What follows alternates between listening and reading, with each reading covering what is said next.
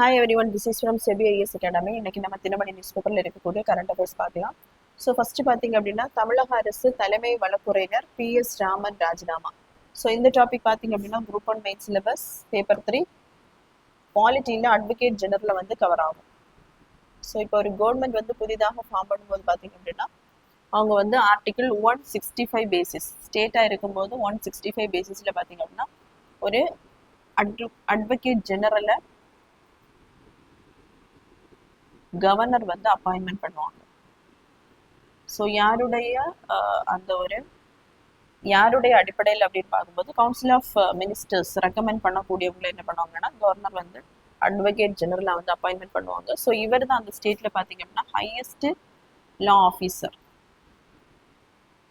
So ஒரு government form பண்ணும்போது அந்த கவர்மெண்டால் நியமிக்கப்படக்கூடிய ஒரு லா ஆஃபீஸர். ஸோ இப்போ பார்த்தீங்க அப்படின்னா கடந்த அந்த டிஎம்கே கவர்மெண்ட் வந்து போயிருப்பாங்க. ஸோ இப்போ ரீசெண்டாக தமிழக வெற்றி கழகம் வந்து புது கவர்மெண்ட்டை வந்து ஃபார்ம் பண்ணியிருக்காங்க. ஸோ இவர் என்ன பண்ணோம்னா அந்த இப்போ ப்ரொவிஷன்ஸ் என்ன அப்படின்னு பார்க்கும்போது அந்த கவர்மெண்ட் வந்து ரிசைன் பண்ணும்போது ஸோ இவர் கவுன்சில் ஆஃப் மினிஸ்டர்ஸ் அடிப்படையில் தான் இவர் நியமிக்கப்பட்டிருக்கார்.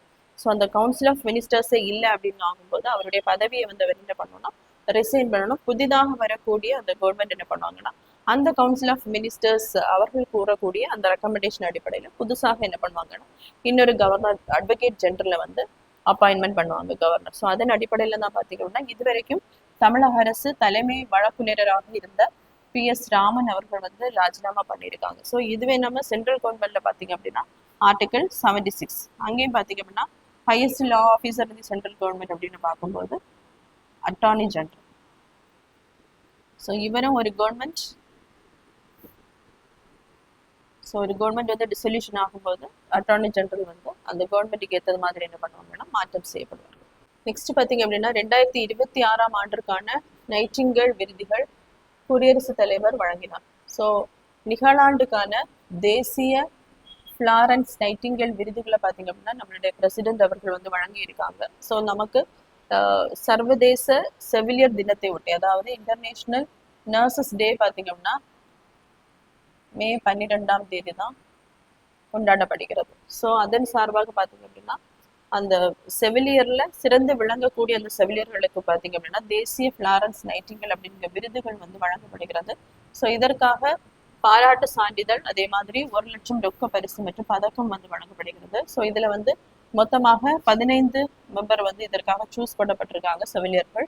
ஸோ இதுல தமிழ்நாட்டை சேர்ந்து சென்னை மருத்துவக் கல்லூரி நர்சிங் கல்லூரியின் முதல்வர் சங்கர் சண்முகமும் இந்த விருதுக்காக தேர்ந்தெடுக்கப்பட்டிருக்காங்க.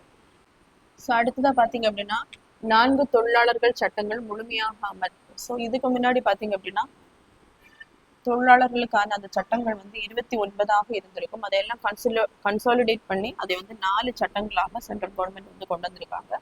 ஸோ ஃபர்ஸ்ட் என்ன அப்படின்னு பார்க்கும்போது wages act.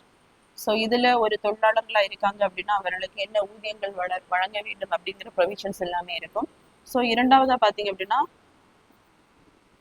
Industrial relations act. So ஒரு இண்டஸ்ட்ரியில ஒர்க் பண்ணும்போது அந்த லேபர் யூனியன் இந்த மாதிரி எல்லாமே அமைப்புகள் இருக்கும். அவர்களுக்கு இருக்க வேண்டிய அந்த ப்ரொவிஷன்ஸ், ஸோ ஸ்ட்ரைக் வந்து எப்போ நடைமுறைப்படுத்தலாம் இந்த மாதிரியான ப்ரொவிஷன்ஸ் எல்லாமே இந்த இண்டஸ்ட்ரியல் ரிலேஷன் ஆக்ட்ல வந்து சொல்லப்பட்டிருக்கும். மூன்றாவதா பார்த்தீங்கன்னா சோஷியல் செக்யூரிட்டி ஆக்ட். ஸோ இதுல பார்த்தீங்க அப்படின்னா ப்ராவிடென்ட் ஃபண்ட் வந்து என்ன பண்ணுவாங்க சென்ட்ரல் கவர்மெண்ட் வந்து பிடித்தம் பண்ணுவாங்க. அதனுடைய ப்ரொவிஷன்ஸ் எல்லாமே இந்த சோஷியல் செக்யூரிட்டி ஆக்ட்ல வந்து இருக்கும். அடுத்தது பார்த்தீங்கன்னா அது எப்போ மெச்சூரிட்டி ஆனதுக்கப்புறம் எப்போ வந்து அது மக்களுக்கு எடுக்கலாம் அப்படிங்கிற ப்ரொவிஷன்ஸ் எல்லாமே இருக்கும். அதுக்கப்புறமா 4வது பார்த்தீங்க அப்படின்னா அவங்களுடைய ஹெல்த்து அதே மாதிரி அவங்களுடைய அந்த ஒர்க்கு இதெல்லாம் எப்படி பாதுகாக்க வேண்டும், இதற்கான என்னென்ன ப்ரொவிஷன்ஸ், அவங்களுக்கு வந்து 8 மணி நேரம் தான் வேலை கொடுக்க வேண்டும், இந்த ப்ரொவிஷன்ஸ் எல்லாமே இந்த ஹெல்த் ஒர்க் ஆக்ட்ல வந்து கொண்டு வந்திருக்காங்க. ஸோ ஆல்ரெடி இருந்த அந்த 29 சட்டத்தை பார்த்தீங்க அப்படின்னா 4 என்ன பண்ணியிருக்காங்க கன்சாலிடேட் பண்ணி அதை வந்து நடைமுறைக்கு கொண்டு வந்திருக்காங்க.